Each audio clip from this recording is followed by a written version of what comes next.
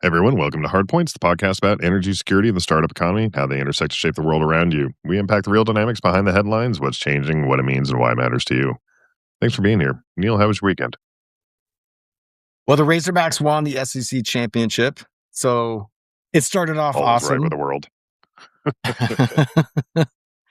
Yeah. Well, actually, let me back up. I went to work on Friday, which sounds maybe a little. It's like 13 miles to work, and it's usually on the freeway. But I found a way to, and it was I have an e-bike, but it was awesome. It took me about 30 minutes to get there instead of 12 or 13, which it does by car, and sort of opened up a whole new world. So Razorbacks won Friday, Saturday, and Sunday.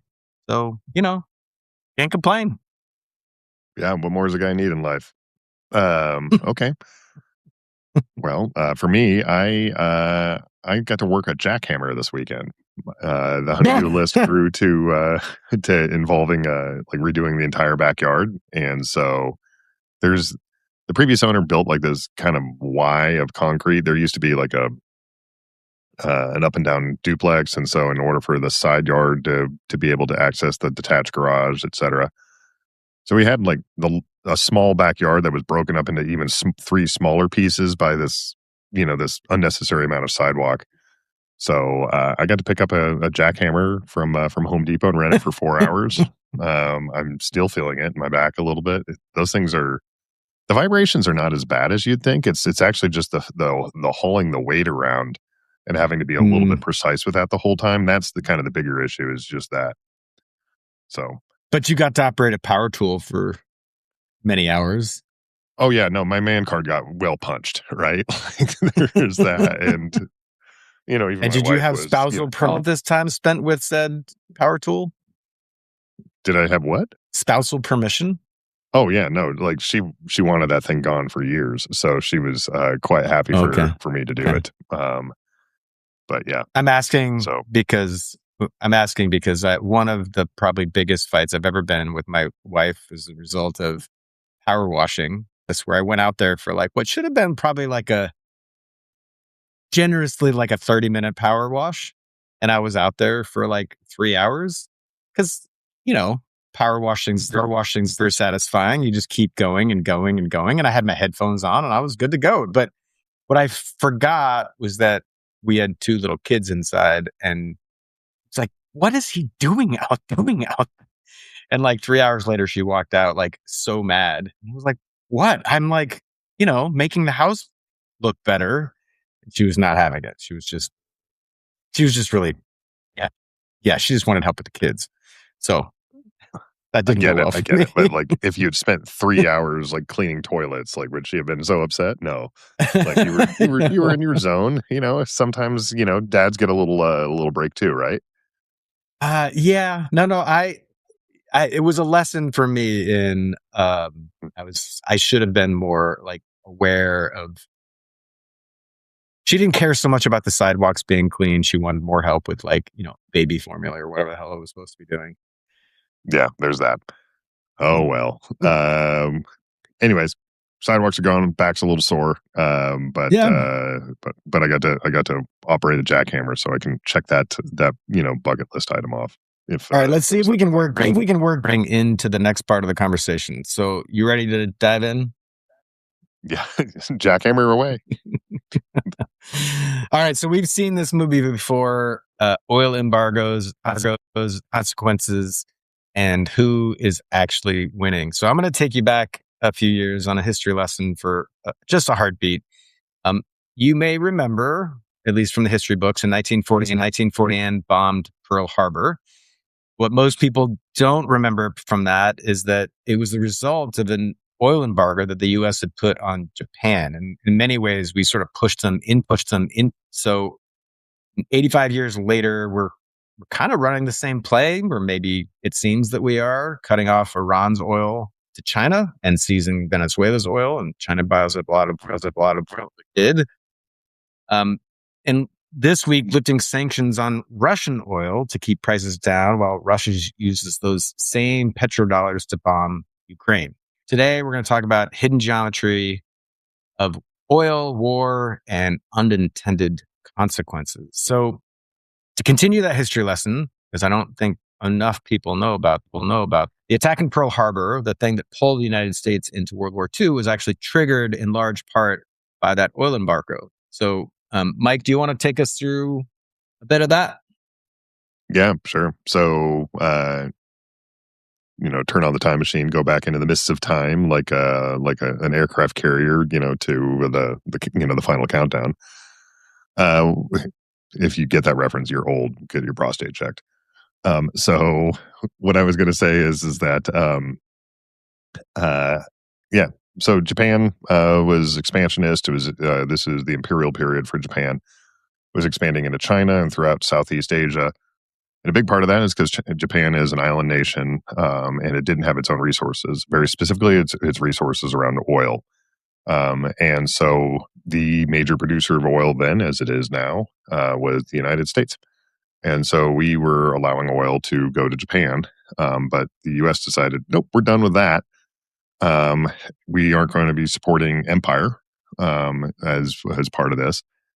And so we ended up cutting off oil to the Japanese. That put them kind of into a resource crunch, and it put into a chain of events where the Japanese felt a little bit more backed into a corner, and that they were like, okay, there's a war coming between us and the U.S. We're going to start it on our own terms. And so they did, in credit to the Imperial Japanese Navy at the time, which was quite an audacious blow to the U.S. Navy, sitting at anchorage there in Pearl Harbor on December 7th, 1941. Sank a lot of our battleships, put us on our hind foot for a little while. There was some perfidy and kind of the surprise attack associated with that. So there's that. But, who are we to talk anymore about surprise attacks? Wait. Perfidy. What did he? Perfidy, so there's your SAT word for the day, which is just acting like a shithead. So to bring it back to those who may not know. So anyways, resources are a key component of why a lot of countries go to war. It is about like how nations compete with one another in order to secure or deny resources to one another in order to achieve political outcomes, or sometimes, as Clausewitz would say, war is politics by other means. So sometimes that extension of politics becomes in the form of kinetic action. Yeah, and this resource in particular is energy. You can't fight without money, and you can't fight without energy. And they made this calculation. They had 18 months of oil reserves. They're like, well, we can try to duke this out and negotiate. I say duke it out. Then we can try to negotiate months of oil left. Or if we go on the front foot, maybe we can get the advantage, and get beyond that 18 months by, using a military action. I think as it applied to China, to fast forward, China receives not quite, but about 20% of its oil imports between Iran and Venezuela combined. And, it's interesting dynamic here. I mean, China is not as resource dependent as Japan is because they've got other things we'll talk about here at the table, but they import 73% of its oil imported by China. They do have domestic production, but they also have a massive need. And so they get a bunch of it from other places. 11 million barrels a day, geez, and a huge part of that comes from Venezuela and Iran. So I don't know. I think of this as sort of, when we decide to go with Iran because Khamenei and the regime are shitheads, there's some unintended consequences here. So I don't know. How do you just throw it back to you? From China's perspective, where do you see the sort of immediate reaction from China in all of this? I think China is sitting pretty. I think they're in a pretty good strategic position. So right now, what's preventing oil from flowing through the Straits of Hormuz and onto China is the Iranians. So they're the ones that are controlling and preventing this sort of behavior. It's not the U.S. that's cut off China's oil supply. It's Iran. Iran's not our ally. We're At war, not at war. I don't know what the fuck we want to call it anymore since we don't care about laws or terms, but I would call it a war. And but the enemy gets a vote. The enemy gets to decide when they want to stop fighting too. They didn't start it. So in this particular case, I know that the U.S. has sent an envoy twice to work for a ceasefire, and twice it's been rejected. Steve Witkoff was sent, is reporting by The Guardian. But yeah, Steve Witkoff was sent to the Middle East twice in order to kind of work ceasefire discussions.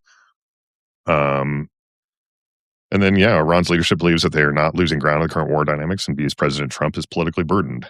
So they're not in any hurry to finish this, especially since we've already effectively destroyed all their military, but we haven't destroyed, nor can we really, as far as I can tell, destroy their capacity in order to keep the straits closed. So they're waging their own economic war. Yeah. I love the comment from from Iran this week, though. They're like, the Strait of Hormuz is not closed to our enemies.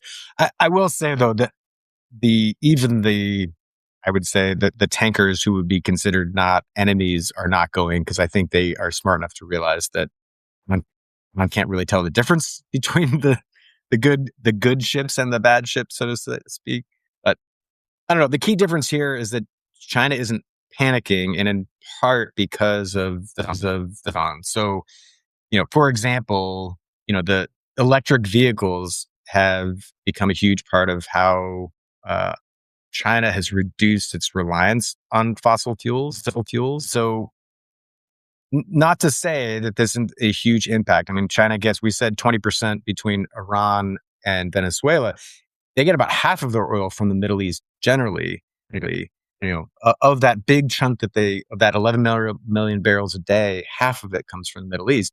So it's a big hit, but it's not as significant as it would have been 10 years ago before before they built gigawatts of wind, solar, implemented electric vehicles, etc. Yeah. China in their 14th 5-year plan, it made a big strategic push into technologies of the future. And that created a lot of energy independence for them.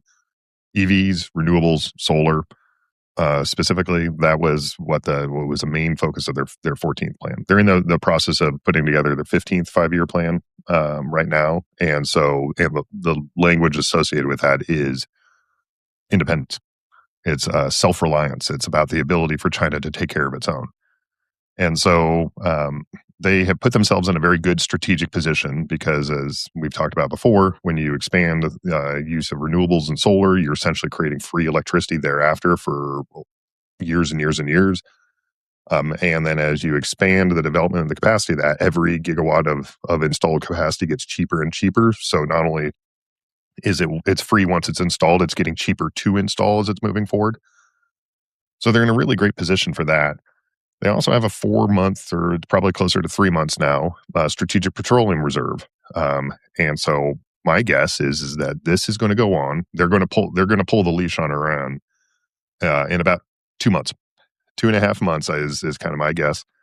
They're going to let this go on until it maximizes the pain for the U.S. And it allows the Iranians to pull concessions out of the U.S. because of the economic pain associated with it. I think this is heading for some really unpleasant economic times for the United States. It could be. So let's talk about the next topic I was going to tee up, which is the sanctions sandwich. So China's getting squeezed, but Russia's getting rich. So here's the thing that's making my head spin. We discounted Iranian oil. We seized Venezuelan oil. And then this week, we lifted sanctions on Russian oil to keep gas prices down. Because, as you noted, we're subject to public opinion, and public opinion, they see the price tags. I mean, diesel by itself is up, I don't even know. It's weird in California because we're used to $7 gasoline. So, but I'll tee you back up on second order effects. Walk me through who's actually winning in this chess match, because it feels it's made a checkers move, and there's a bunch of second and third order things going on here, Mike. It's worth remembering that this all came to pass because Russia was put into a corner. A corner it put itself in. that it decided to launch a war of choice to invade and try to conquer a sovereign nation adjacent to its borders there in the form of Ukraine. And they committed all sorts of atrocities and war crimes in that capacity.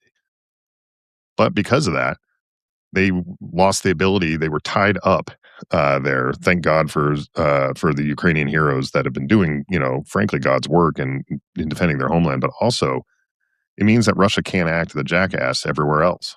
Syria collapsed because Russia wasn't there to kind of prop it up. A lot of the stuff that was going on in the Middle East prior to this, Russia wasn't able to kind of prop them up. And so they've been able to export to China for years. The Chinese don't actually really particularly care about the Ukrainian. So it doesn't really affect like China as far as oil supply, but it does allow Russia to start exporting back into the West a little bit more and to make a little bit more money. So by doing this, we've let Russia out of its box a little bit, not totally. So, I don't want to, be too black and white here, but we're giving them the resources to start prosecuting the war in Ukraine and to potentially get themselves out of that corner.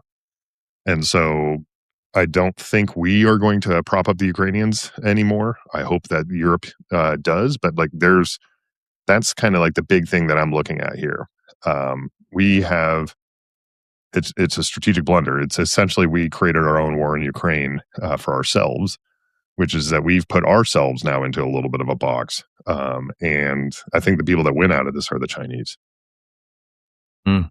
Yeah, it's like a quote this week, I think, puts this in perspective. He says, quote, even the single easing by the U.S. could give Russia roughly $10 billion for its war, and that definitely does not help peace, unquote, unquote. The daily revenue, to put some numbers behind this, the daily revenue from oil sales during the Iran war has been an average 14% higher for Russia than in February, 510 million euros. That's $588 million every day this month from oil. And, I think it comes back to, Mike, I agree with you, but I think it's clear from this administration is that they don't think that Ukraine is central. They don't think it's our fight.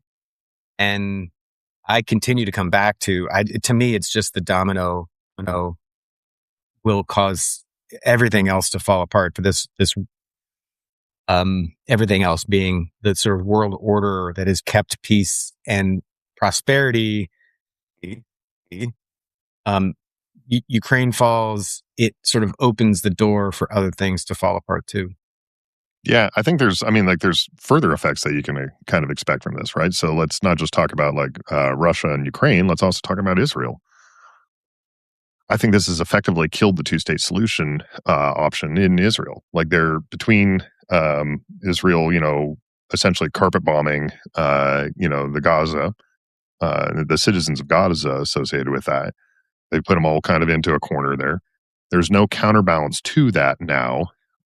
Israel is going to have to stay essentially on a permanent wartime footing because they, in addition to the United States, have kicked this hornet's nest that is Iran.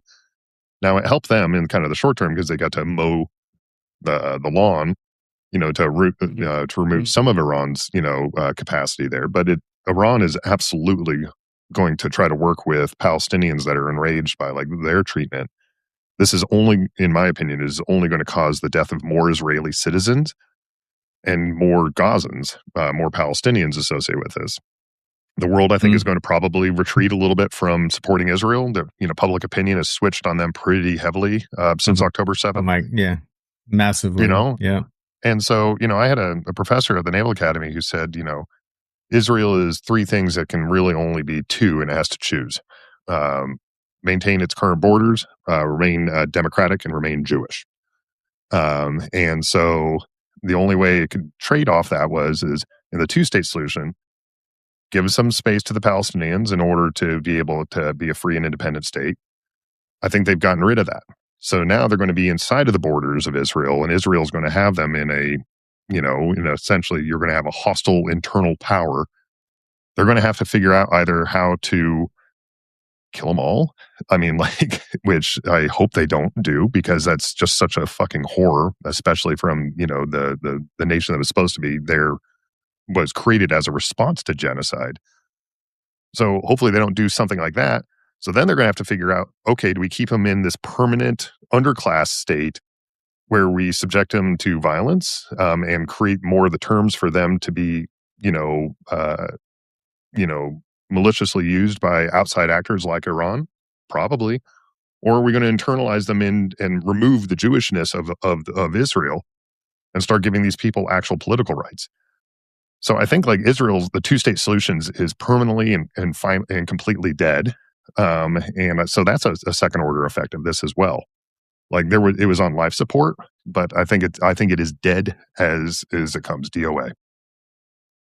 Yeah, well, related to that, it's really hard to imagine how what stabilizes. I mean, to make it more tactical. The other thing that got announced over the weekend is that there's a MEU. This is 2,200 Marines on 3 ships with a MEU is a Marine Expeditionary Unit. It's the sort of largest expeditionary air, land, and sea capability. Navy drive, but the Marine has a contingent of tactical air support helicopters. It comes with indirect fire and an infantry contingent that is fully amphibious. And they're there now. Completely self-contained fighting force. They don't need the Air Force. All they need is the Navy to give them a taxi ride, and then they kick the door in and they take care of themselves. I mean, as a Marine, I love it. It's a whole can of whoop ass all in one pen. An amazing.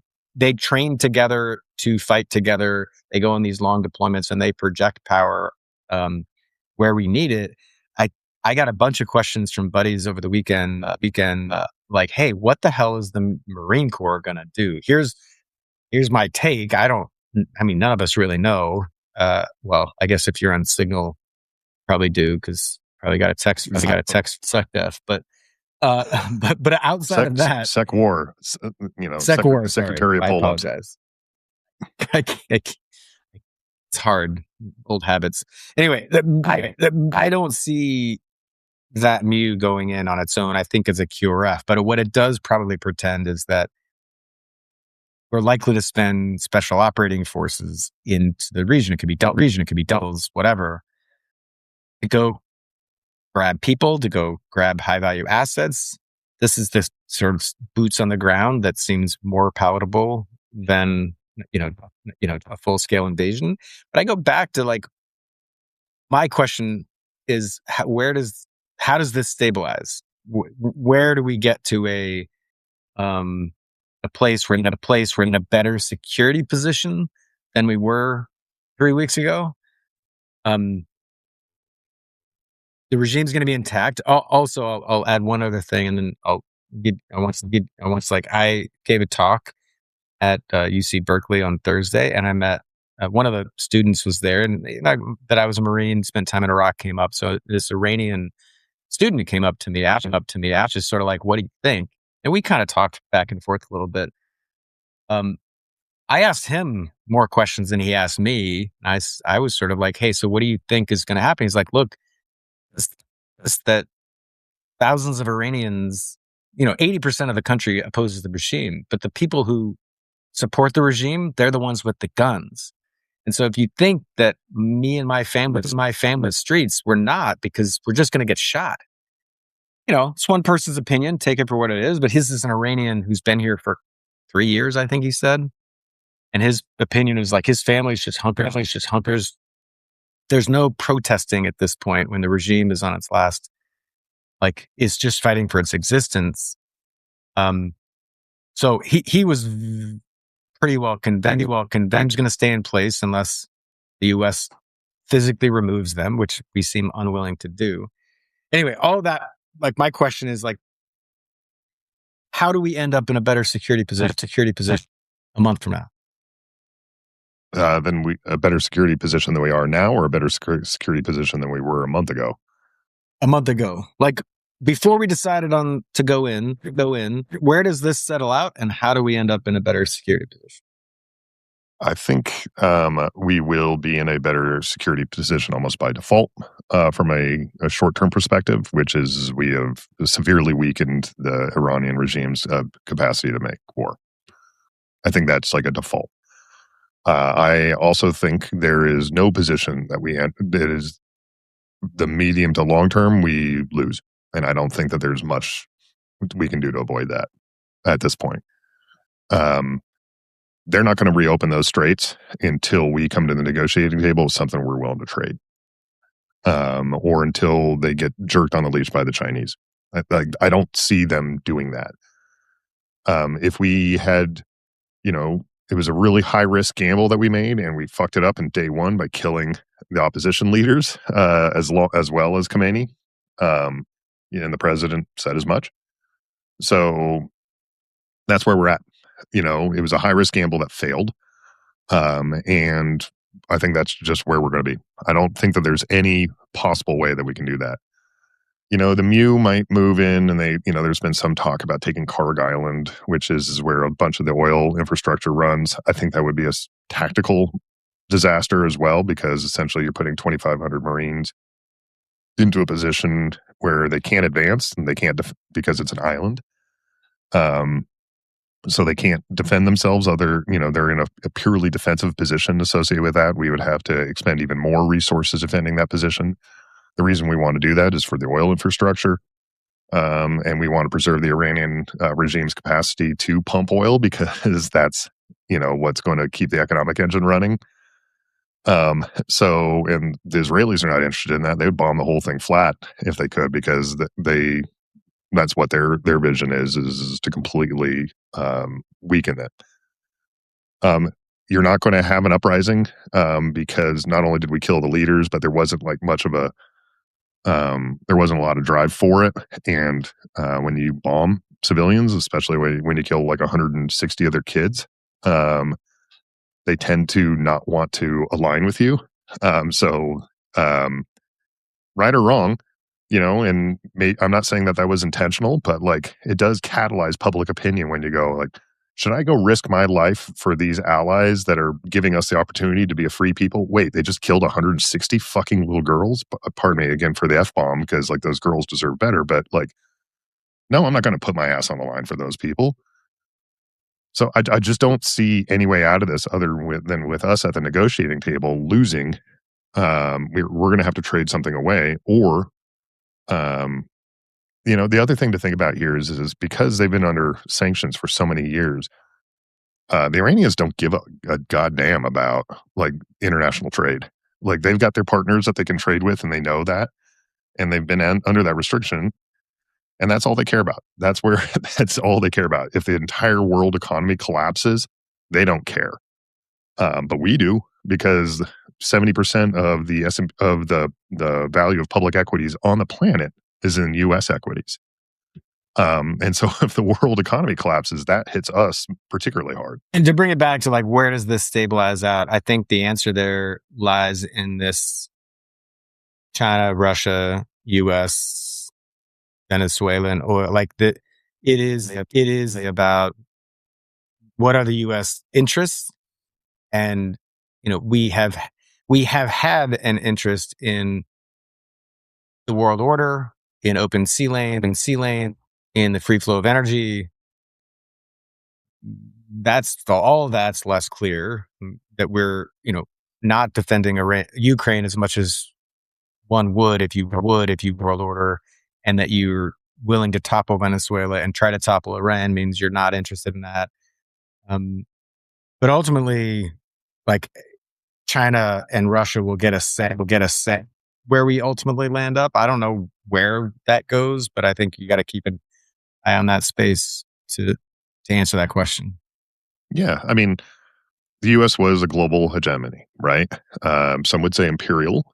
I wouldn't, but we were a global hegemony. We were a superpower, and there's another SAT word, hegemony, right?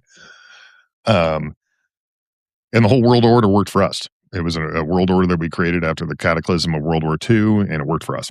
And we got to call the shots, and we've been thinking small.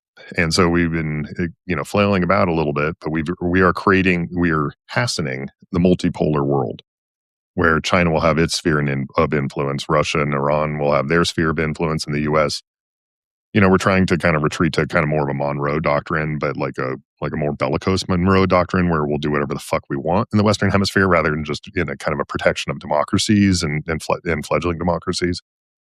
So that's the world we're going to, and this has hastened it. And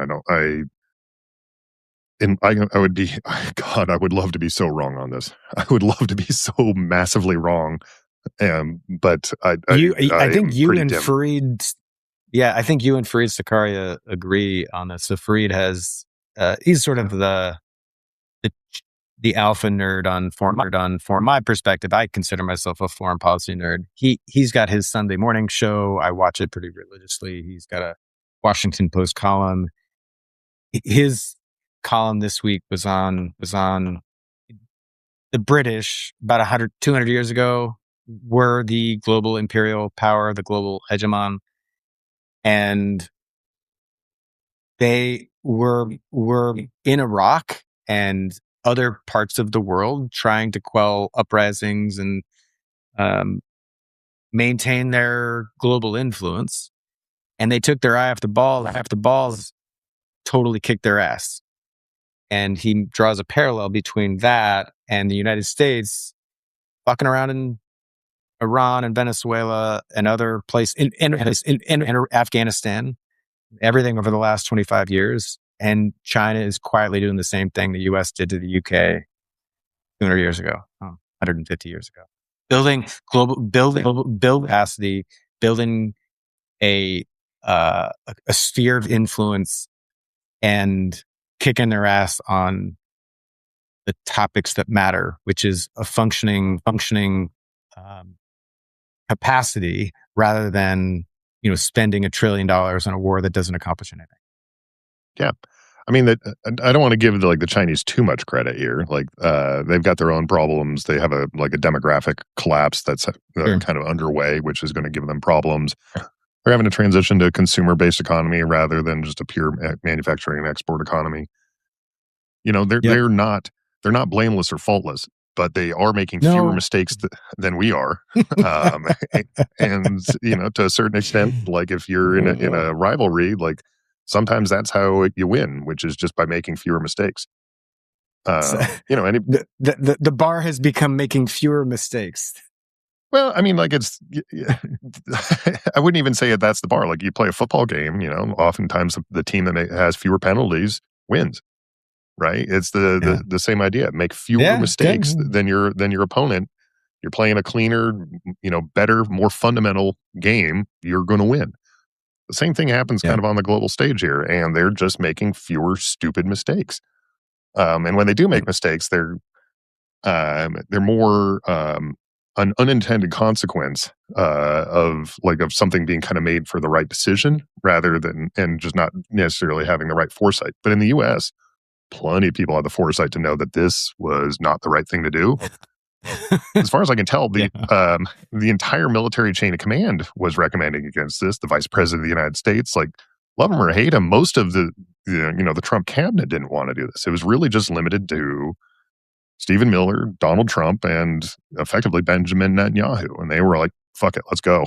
And everybody else was kind of left having to, run the strong man's play. Except for the strong man's not that strong, so we're all having to pay the price. Plus 165 schoolgirls. And now what are we up to? 12 USKA. Yeah, we might be higher than that now. I think it's 13 actually. There was 6 in that KC-135 that went down in Iraq. Man. And people might say, just a non sequitur here, but like related, I guess. Which is not a non sequitur. Anyways, two KC-135s collided over Iraq. One of them died with all hands, or crashed and killed everybody with all hands, all 6 people on board. All great Americans doing service, for their country. And you might say, well, this could happen anywhere, but it didn't. It happened in Iraq. And for those of us that understand what it means, is they were probably pushing it. They wanted to make sure they had the gas in the sky for, the people that were going down range. Who knows what the weather was? Who knows, what their crew day was, because they might have been, extended associated with that in order to run operations. This is absolutely a consequence of that decision, and we shouldn't treat it as anything but that. And God rest their souls. And, I wish the peace to their loved ones too. I'm sorry that we put them into that spot. Yeah. No, well said. Yeah, I think that's I know we both spent some time behind that refueler. It is that's part for me is hard for me as well to think about that. Those crews were always there for us, you and I, and the other fighter guys out there. And to your point, like we're making assumptions about they were pushed out, or whatever, because that's just what they do. They were always there when we needed them to be, and they made shit happen behind the scenes that we never saw. And so it's a reasonable assumption to think that they were doing something above and beyond in this context, because that's what they do all the time. So God bless them. All right. Let's move on to the reader mailbag. This is, we're still having trouble getting our episodes up on Spotify and iTunes. So stand by for that. We're working on it. But, so this is admittedly who texted me. He was looking for an episode. He's like, "Hey, where are they?" And I pointed him to where he could get it on YouTube. And, he wrote me back, and this is his quote, which is only the first episode is on YouTube, but I immediately bought some puts on TSM, which I have to unpack that. That's the chip maker in Taiwan, because that episode that he listened to was you then China feels emboldened because the U.S. isn't standing behind Ukraine, and therefore it's more likely that China is going to invade Taiwan, and TSM is in Taiwan. So I'm like, hey, I do not stand behind any investment advice. Like, you make your own decisions. So, fine. But anyway, I just thought it was a funny comment. Yeah, no, that's always great. And, it's interesting I'm not like an investing kind of guy, so much. Like I save for retirement, and I have somebody that helps, to kind of manage that for me. So I, appreciate that. But I mostly just show up to the meetings, be like, yeah, good, go. But it is interesting to think about that, like some dumb thing, hopefully not so dumb thing that I say on the internet actually becomes how somebody could potentially make money. Like that's talk about second order effects that I didn't consider. Yeah. Oh, yes. Yeah. Well, yeah. Let's see what happens with Dan's with Dan's investment. All right. Yeah. Write us back, Dan. Write us back if you make a lot of money on that trade, buddy. And if you don't, then tell us that too, and we'll laugh at you. Or go buy you a beer. My good this week is that I have a team now, and I have been doing all of the travel for the last several years, and now I have a team, and that's in Athens. So we got into this NATO program, and which is amazing. And I went to the first two, but the NATO program required a week in Europe every next 6 months. So like you doing that, that's like 25% of your life you're going to spend away from home just to do the NATO program. So anyway, I have a team. They're there, not me. I'm seeing. It's amazing. I just love having a team. It's great. My bad. Nice having people with your back. Yeah, for sure. My bad this week is I just hate Twitter. I made a commitment, and I'm back on, and I'm doing my best, but it sucks. It's just a cesspool of crap. I do appreciate that there are some there that are calling out BS, but it's mostly just BS. So. Yeah, it's and then my other is it's a mess.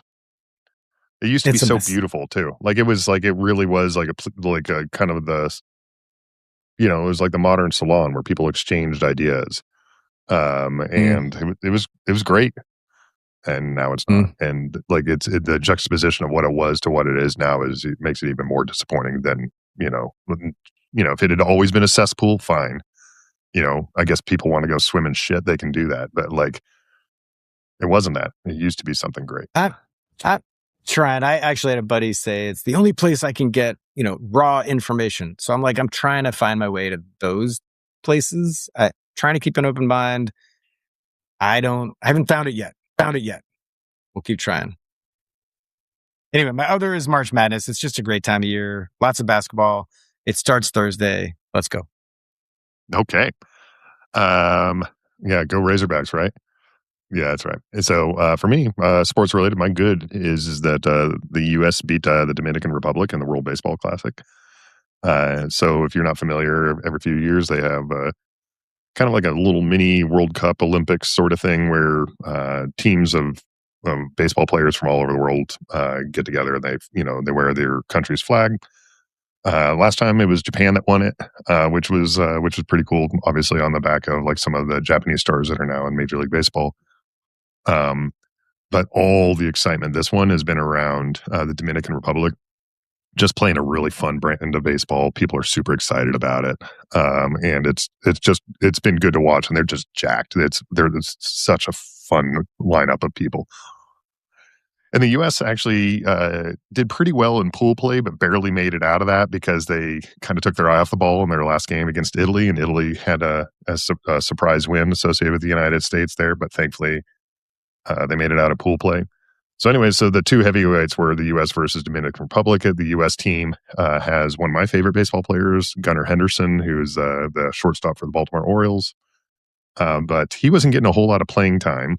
I don't know why. As a matter of fact, I think it's actually pretty stupid that they haven't been playing him more because he's been just like, when he does get in, he's just been crushing. But anyways, so they put him in and he crushed. He put one over the wall. It was a 2-1 victory. So Gunner was the margin, continued Orioles hegemony. So the U.S. goes on to the finals.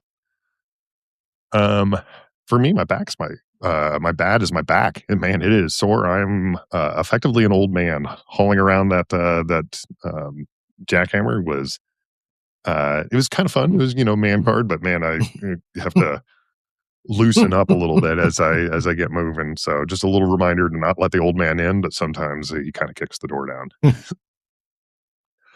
And my other is like, Jesus, this week is going to be weird for weather. So we had snow here. It's going to be 85.